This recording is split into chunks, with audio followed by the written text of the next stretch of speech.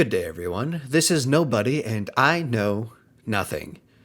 I'm learning little things bit by bit as I do this more and more. For example, talking into a mic, staring at a screen.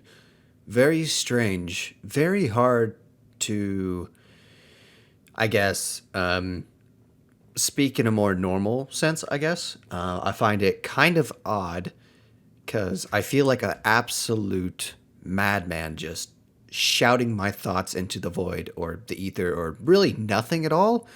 And I'm pretty sure most of the time when you talk to yourself to this degree, it's not well accepted within society. But for some reason, it's just fine so long as it's a quote unquote podcast.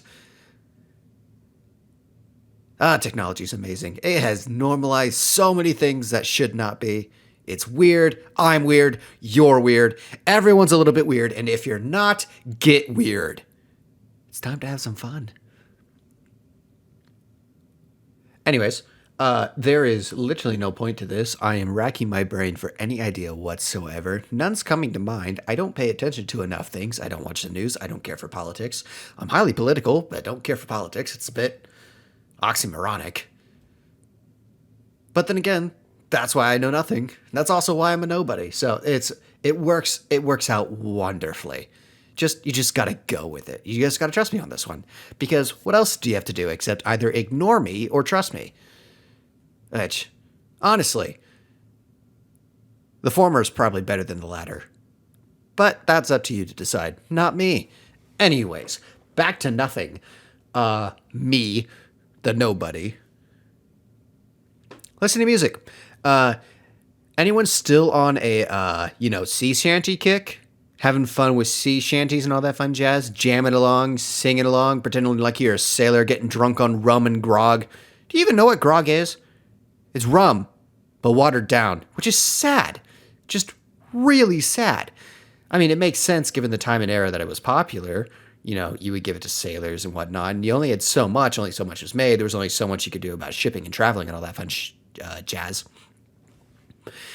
And so it made more sense to water down liquors and whatnot. Granted, I know literally nothing about this. I just happened to learn recently that grog is basically just watered down rum.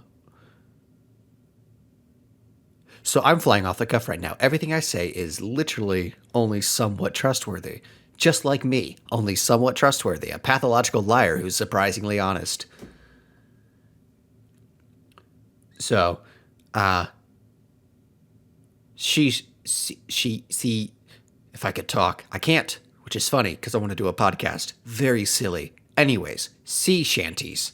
Gotta speak up proper, gotta speak clearly, gotta enunciate. Why? All right. I gotta start saying less, but I feel like I say a lot or like a lot anyways, even when I'm talking to myself, because I am slow in like the best way possible, because sometimes I'm funny or my slowness is funny. I'm not sure which one it is. Maybe one day I'll figure that out. Either way, as you can tell, I might sound a little bit better. This is a real mic, not a gaming headphones mic. I think that might help a little bit. If my voice cuts in and out, I am testing turning my head to the side, seeing how well the mic picks up whenever I'm not directly facing it. And this audio is a great test to figure that out. Skippity bop bop doo wop. Wow! Just a lot of sounds. Gotta make a lot of sounds. Gotta test your mic. Gotta test your sounds. Gotta find out what sounds good, what works, what doesn't, and how you should properly do things. Now, onto a more relaxed tone. Let's calm it down a little bit. I'm going to talk to myself as if I was talking to a friend. You. Not you. I don't care about you. You don't care about me. That's why we're friends. That's why I love you. So, on to, say, technology. Why I love it, why I hate it, why I like it. It simplifies things. It makes it easy to communicate with people, to get in touch with new people, to find new ideas, to learn new things. I have all of the information I could ever possibly want to know right at my fingertips. And yet I still know nothing. It's incredible. I could know so much, and I don't. It's amazing. The modern era is really something else. The Library of Alexandria has nothing, absolutely nothing on the modern era. Still a little sad about it though. Who knows what we lost? Aren't you curious? How much further evolved would be in an engineering sense? I mean, technology advances at a certain rate.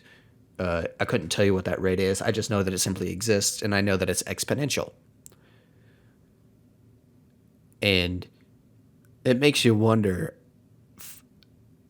if the burning of the library set us back any, or if it simply didn't, because most, or I guess the way I think about it is I can't imagine a lot of information was stored in libraries back in that day and age when tradesmen learning a trade was something you did from early childhood.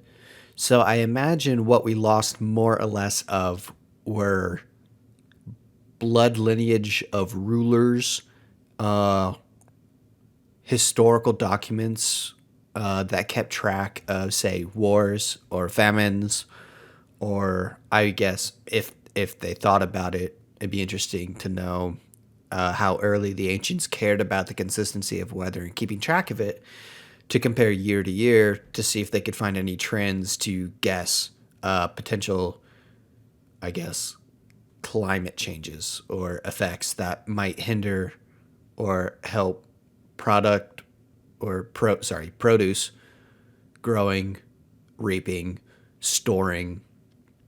I mean, certain areas of the world nowadays are deserts that used to be oceans. That's weird to think about. Did they fish in what we now call a desert? How how did things end up there? I mean, it's not like the deserts are low points. That's why there's no water over there. And if there's no water over there, how did the water even get there in the first place? Where'd it go? Did the tectonic plates raise that area enough that it just simply stopped being able to hold water? Like, is it possible to control that and like pull New Orleans out of the bowl they built it in so they don't have to have levees constantly pumping water all the time to make sure that stupid city of sin and stupidity doesn't flood at like the lightest sprinkling of rain because it's a soup bowl and people choose to live there and it's the dumbest thing? I mean, come on. You built your city in a soup bowl and thought, yeah, this is a great idea. This will definitely last forever. Like, why would you make it a cultural hub if it's got the highest chance of being literally destroyed by a mild rainstorm? I who thought that was a good idea? Who did that? Who founded New Orleans? Who is the poor fool who did that? And you know what? Remember how I just talked about how the internet's at my fingertips and I do absolutely nothing with that information? Well, let's change that for a second. Let's see who founded New Orleans, shall we?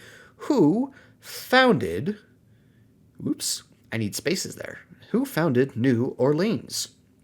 Let's see, New Orleans, the expeditions of De Soto in 1542 and La Salle in 1682 passed through the area, and there were few permanent white settlers there before 1718, when the governor of French Louisiana, Jean-Baptiste Le Monnier, Sieur de Bienville, founded the city of Nouvelle-Orleans on the first crescent of the high ground on the Mississippi's. High ground, my butt. If it were the high ground, you wouldn't have pumps running 24/7 to remove, hurricane rains and just regular rains out of your stupid city that has no way to get rid of water because it's where the water wants to run to. Because water seeks equilibrium within itself. That's why whenever you put something, that's why water takes the shape of whatever it holds. It wants to be flat, level, just take its shape. Fun stuff. Except when you're trying to live where it wants to be. It's like digging a well and then putting a house at the bottom of the well and asking, why is it wet? Because you're an idiot. Anyways, who cares about New Orleans? No one cares about that little sin-filled city. It's almost as bad as LA. Or Vegas. Actually, Vegas is most definitely worse, but that's not the point. Anyways, New Orleans, founded pretty early. The French liked it. So much so, they left. Figures. I amaze myself sometimes. I've been babbling for over 10 minutes now, and I'm fairly certain I've said literally nothing at this point. Pretty good stuff. Anyways, until next time, if I see you, great to see you. If I don't, may I see you again, and if you care to not see me again, may you have a great life. Thank you. Until next time.